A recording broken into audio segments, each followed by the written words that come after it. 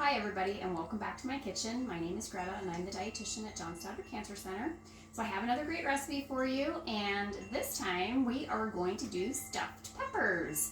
So stuffed peppers traditionally have some kind of meat that you use to stuff them with. I am going to show you a completely vegetarian version of the recipe.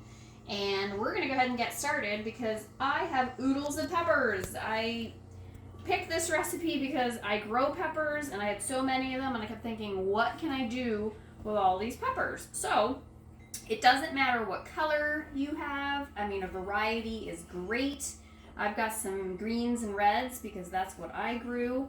Mine are kind of funny shapes and sizes, so I can't tell you exactly how many that we're gonna need. If you're using like traditional store-bought peppers, it's probably about 4 that are gonna fit in your pan, and you're gonna need a nice deep 9 by 11 inch pan for us to do this in. So we're gonna start by splitting our peppers in half,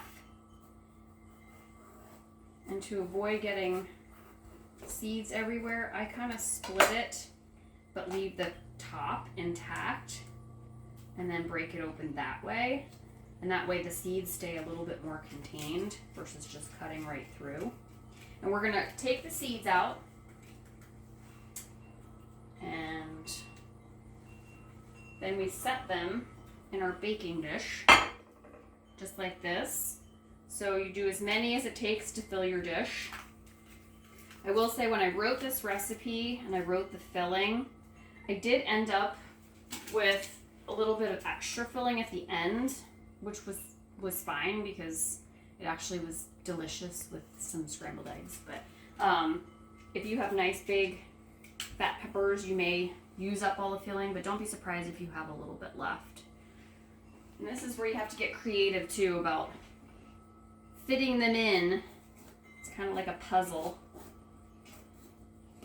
I apologize if you hear wind chimes because it's a beautiful day and my windows are open. Puppies have been out for a while, so they are in right now. So you might get a view of a puppy in the scene.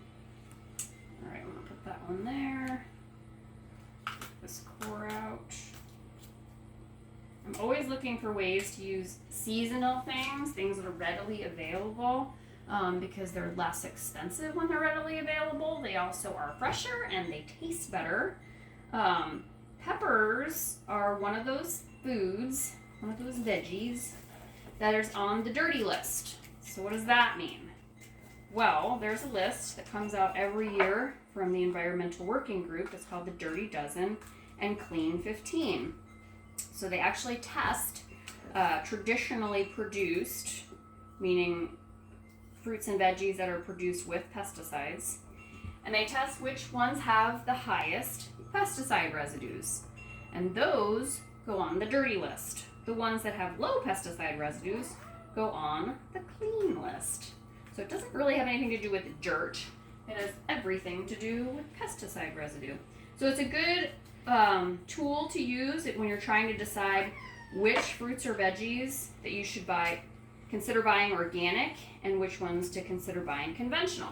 I use kind of a bit of a rule of thumb too.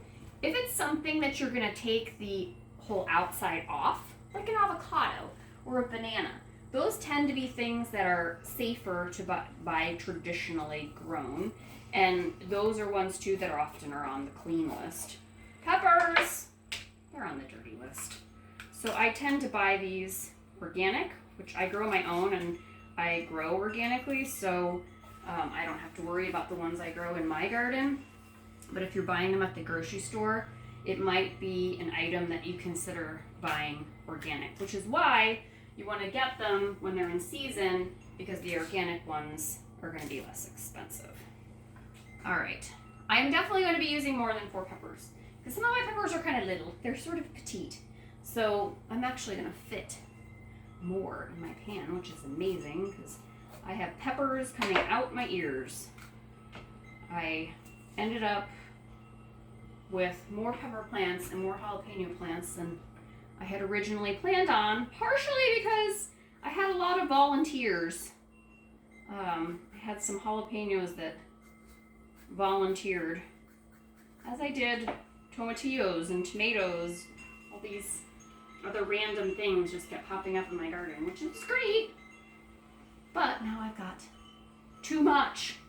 I'm gonna use this cute little one here. I think I can fit him in. Best part is if you get stuck with an extra end, you can snack on it while you're making the rest of your dinner. The steps for this are really easy too. There's not a lot of prep that's involved, which is great. The majority of the time is just baking it. So here we go. We're gonna get one more.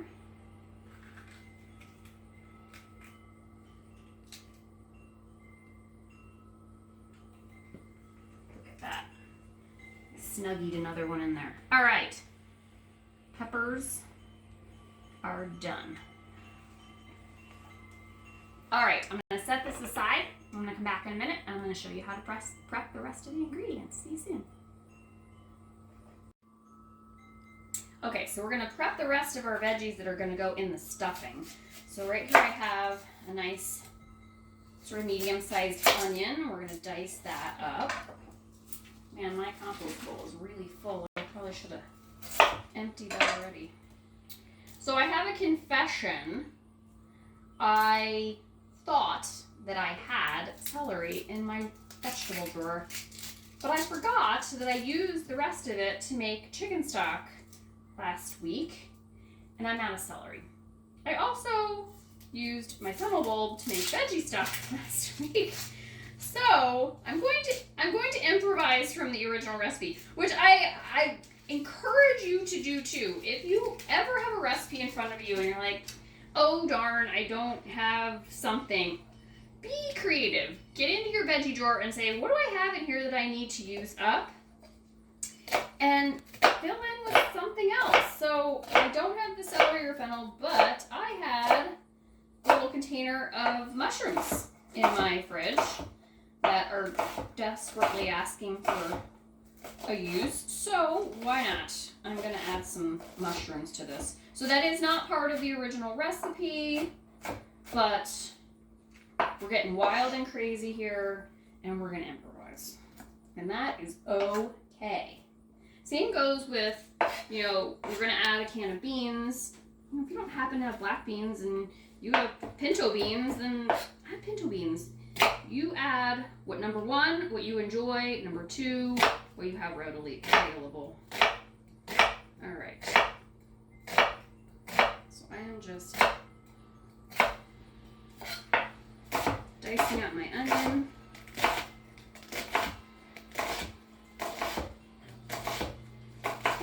Perfect.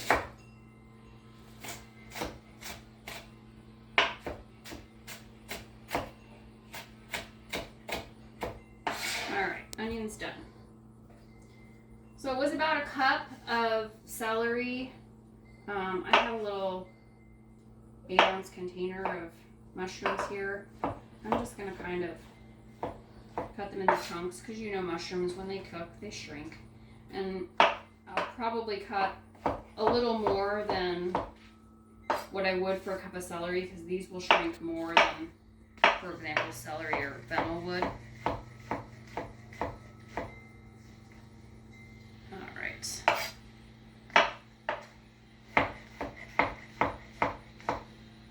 Just like so.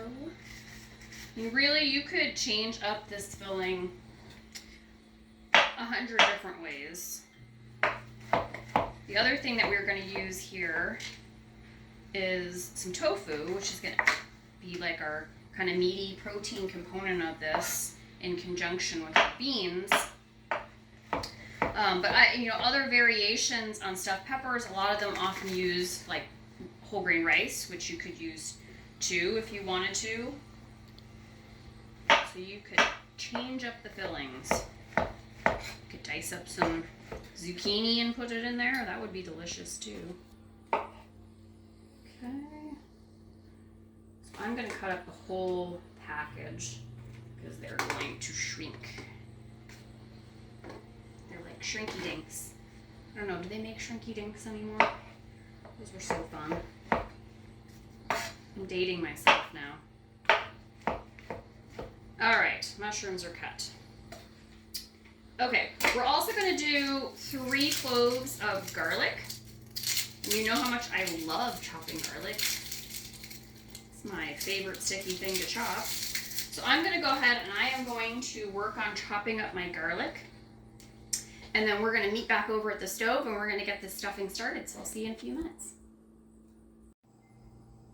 Okay, I'm back because I've got my garlic chopped. I'm now going to chop up some parsley. If you prefer, you can use cilantro. I am one of those people that cilantro tastes like soap to me, so I never use cilantro, but you certainly could. We're gonna add this in at the very end. I also have my pan warming up over there with 4 tablespoons of olive oil, which might seem like a lot, but we're going to use tofu and it's very low fat, and if you don't put enough oil in the pan, it will stick and it will be very difficult to work with. So we're using a little bit more, but that's really all the fat that we're going to use to add. All right. So it's about 2 tablespoons of chopped parsley. I just kind of roll it up in a ball.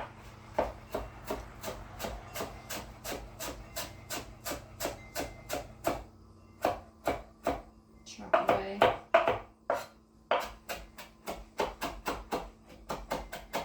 Doesn't have to be overly small. Now if you want to top this with some fresh chopped parsley at the very end, you could go ahead and chop that now too.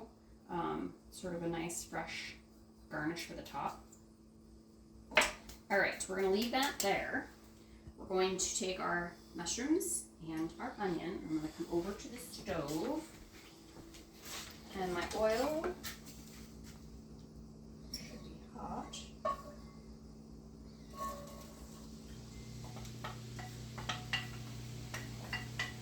All right. I've got it on about medium heat. We're gonna let these guys work together until they're softened. Probably takes about 6 to 8 minutes to do that. I am gonna add some pepper. I actually remembered to fill my pepper mill today, which is perfect. I'm not going to salt right now because it draws too much moisture out of those mushrooms. If you're doing celery or fennel, you could salt a little bit now to flavor this layer, but I'm not doing that yet. There we go. How to get it started since I just spilled it. Okay. So we're going to let these guys go. We'll be back in a few minutes and see what they look like.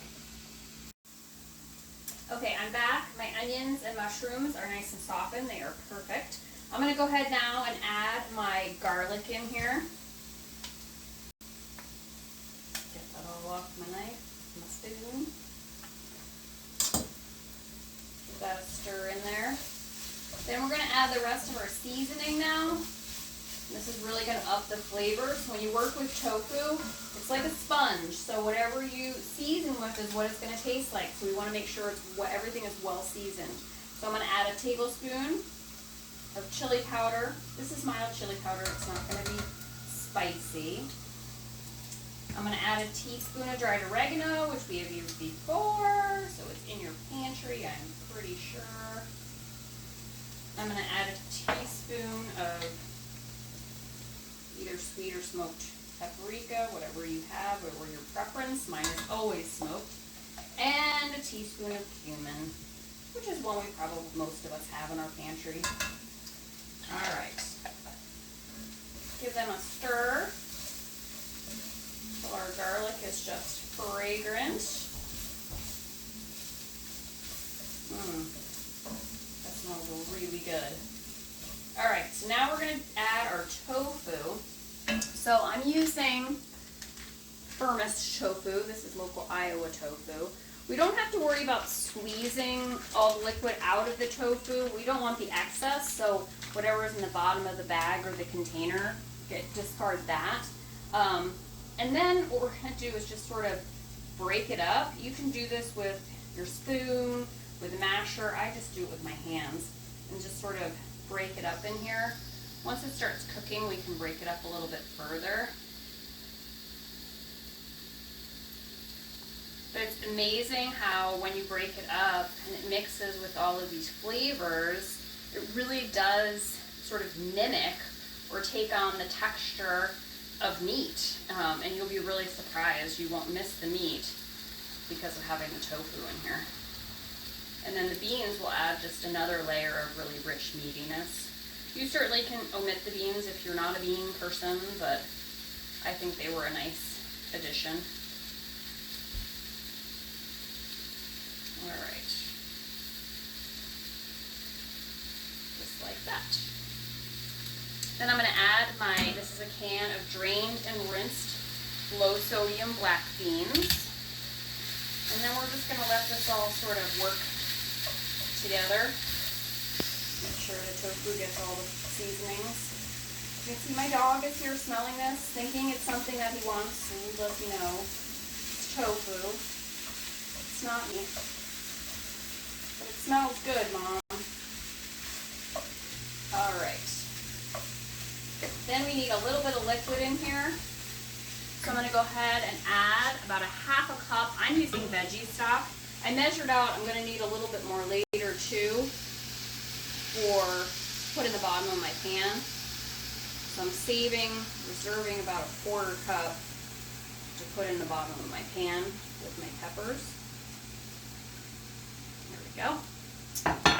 And then we're going to add a 14-ounce can of fire roasted diced tomatoes.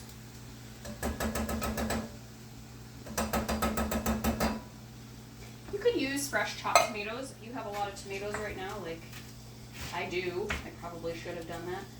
You certainly can use fresh tomatoes. I have a helper today. Snicky, you're so helpful. This is Snickers. He's usually outside playing. There's somebody cutting down trees outside next door, and that was just too much excitement for us to handle. So we're inside helping Mom. Right, Snickers? Yeah. All right. We're just going to make sure that liquid just all kind of cooks down and making sure that my tofu is pretty well chopped up. So it's a nice texture for me to stuff in my peppers. Chop it up any way you need to. Alright, once you have this all chopped up to the texture that you want, we're going to go ahead and remove this from the heat. We're going to add in those 2 tablespoons of the chopped parsley, and then I'm going to show you how to stuff your peppers. We'll be right back. Welcome back. So my stuffing mixture is all ready. Like I said, I mixed in those couple tablespoons of chopped parsley. You can see it's a lovely, consistency. I mean, it looks kind of like you would if you used ground meat. It's kind of that same texture. So we're going to go ahead and stuff our peppers now. This is the point too. You want to make sure your oven is preheated to 400 degrees. So I like to just kind of take a spoon and start going around all my peppers.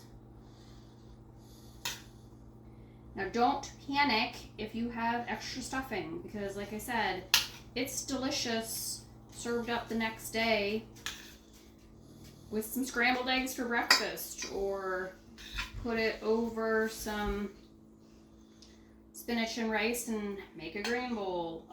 There are just so many different uses for it as leftovers. So if you feel like you're like, oh gosh, I have so much left over, don't worry.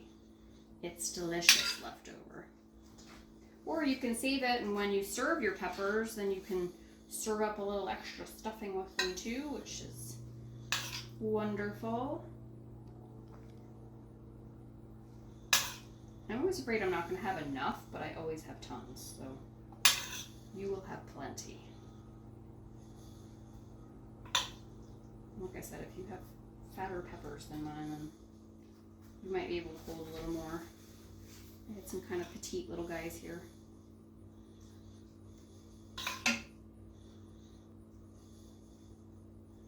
Make sure you get them really nice and stuffed. Don't be shy.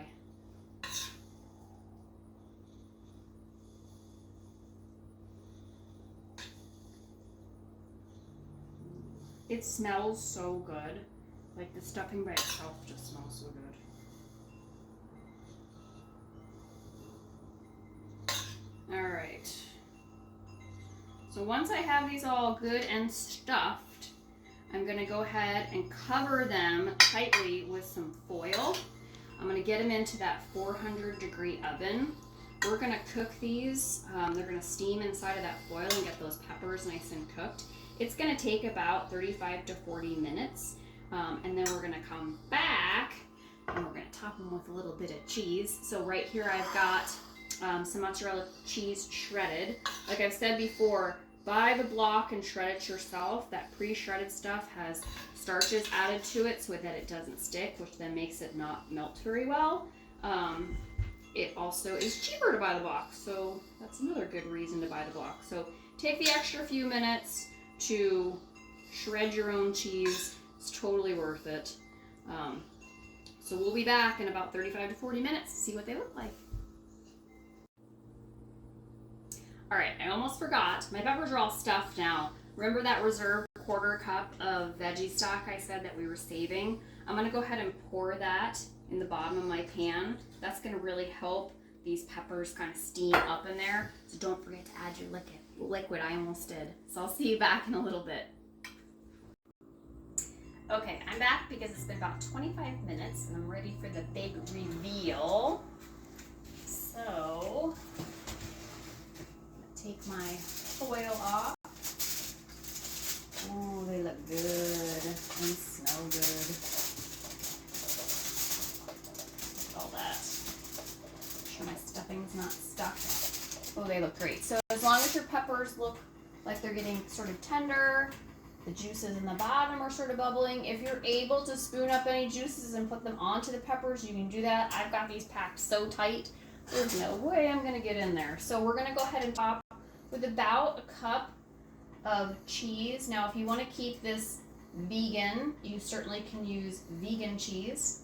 If you are lactose sensitive, you could also do vegan cheese as well. And we're gonna do about a cup of cheese. And then what I do is just spin it around so I can get the ones in the back. If you're more comfortable taking it out of the oven to top them, that's fine too.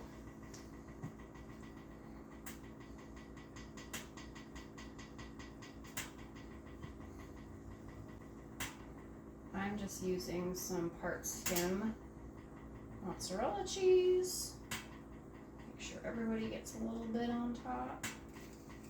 Doesn't matter if it comes down the side. Alright, that looks good.